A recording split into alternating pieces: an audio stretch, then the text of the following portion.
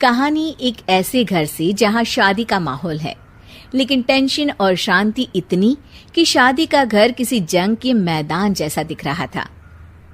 अरे जैसा मर्जी डेकोरेशन कर दो, पैसों की चिंता मत करो। इतना पैसा जब लड़के वालों को दे दिया तो फूल वालों को देने में मुझे क्या दिक्कत है? अरे धीरे बोलो ना, साफ लग रहा है कि फ्रस्ट्रेटेड हो। अरे तुम तो चुप ही रहो। एक बेटी संभाल नहीं पाई। सारा दिन मैं काम पर जाता था, सोचता था घर पर बच्चों को अच्छे से संस्कार मिल रहे होंगे, लेकिन नहीं, मैडम को तो अपनी किटी और फैशन से फुर्सत मिले तब ना। माँ चुपचाप वहां से चली जाती है। समझ में नहीं आता कि आखिर शर्मा खानदान में हो क्या रहा है। कल तक चिड़िया सी फुदकने वाली शीना की शादी यूं अचानक एक मोटे काले लड़के से क्यों हो रही है? शीना कमरे में हाथ में गुड़िया लिए बोलती है, मेरे साथ जो हो रहा है ठीक हो रहा है। तुम तो सब जानती हो, साहिल मेरे लिए भगवान है। अब जब वो ही नहीं मिला तो फिर कोई भी हो, जिंदगी ही तो जीनी है, जी लेंगे। बाहर शीना की बुआ किसी से बात करती है। अरे मोटा नहीं, उसे तो खाते पीते घर का कहते हैं। अब ओबेरॉय का नाम भी किसी को बताने वाली बात है। उनका इकलौता लड़का तो करोड़ों की सामी तो है ही। अरे हमारी शीना बिटिया तो रानी बनेगी, रानी। इन सब के बीच कहीं कोने पर शीना हाथ में मेहंदी सजाए बैठी थी और आंखों में आंसू सजाए। और वो समय भी आ जाता है जब शीना मंडप के नीचे हाथ में वरमाला लिए खड़ी होती है, लेकिन तभी अफरा तफरी मच जाती है।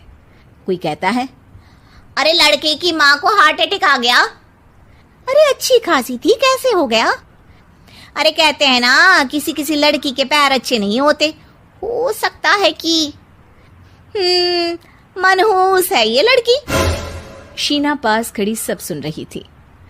फिर शीना अपने कमरे में आ जाती है। शादी ये कहकर नहीं होती कि लड़की मनहूस है। अब लगातार शीना के लिए लड़के देखने आते, लेकिन आस पड़ोस या किसी के कहने पर शादी हर बार टूट जाती। लेकिन एक दिन, अंकल, मैं काफी दिनों से आपसे मिलने की कोशिश कर रहा था, लेकिन हिम्मत नहीं हो पा रही थी।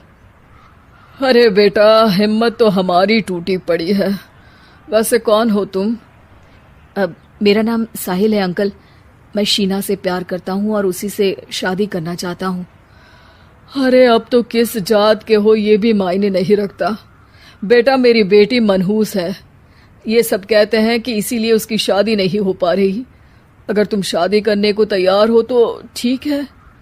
शीना की शादी साहिल से हो जाती है। अगले दिन साहिल की माँ का देहांत हो जाता है और एक बार फिर लोग शीना को अपशकुनी कहने लगते हैं। अरे खा गई दीदी को ये। अरे क्या जरूरत थी साहिल किसी मनहूस को घर लाने की? पर बुआ, माँ की तो तबीयत पिछले कई साल से खराब थी। डॉक्टर्स ने जवाब दे दिया था। क्या पता ये भी उनका सौभाग्य हो कि वो बहू का मुंह देख पाई। अरे बहू का मुंह देख पाई, या ये कह लो कि बहू का मुंह देखते ही स्वर्ग लोक सिधार गई। खैर, हमें क्या, घर तुम्हारा है, हम तो चले। अब शीना को खुद पर ही शक होने लगता है कि कहीं सच में वो अपशकुनी तो नहीं। साहिल, हम दोनों की शादी नहीं हुई होती तो अच्छा था। देखो ना, कैसे पहले मेरी शादी टूटती थी और अब तुम्हारी माँ भी। अरे ऐसा कुछ नहीं होता शीना, अपशकुनी वगैरह कुछ नहीं होता। ये सब तो ईश्वर के खेल हैं। वो शादी तुम्हारी इसलिए टूट गई क्योंकि तुमको मेरी पत्नी बनाना था, और माँ का जाना तो तय था। वो काफी बुजुर्ग थी, साथ ही एक ऐसी बीमारी से जूझ रही थी जिसमें डॉक्टर्स भी उन्हें नहीं बचा पाते। शीना साहिल की बात सुनकर तसल्ली कर लेती है और वहां से चली जाती है। अगले दिन, शीना, अरे ओ शीना। क्या हुआ? उफ, कहीं फिर मेरी वजह से कोई नुकसान? अरे नहीं नहीं शीना, तुम जानती हो, जिस प्रॉपर्टी के केस को हम बरसों से लड़ रहे थे उस पर फैसला आ गया, वो भी हमारे हक में। अब हम करोड़पति हो गए शीना। शीना शांत रहती है। अरे क्या हुआ? करोड़ पत्नी बनकर तुमको खुशी नहीं हुई? शीना की आंखों में पानी आ जाता है।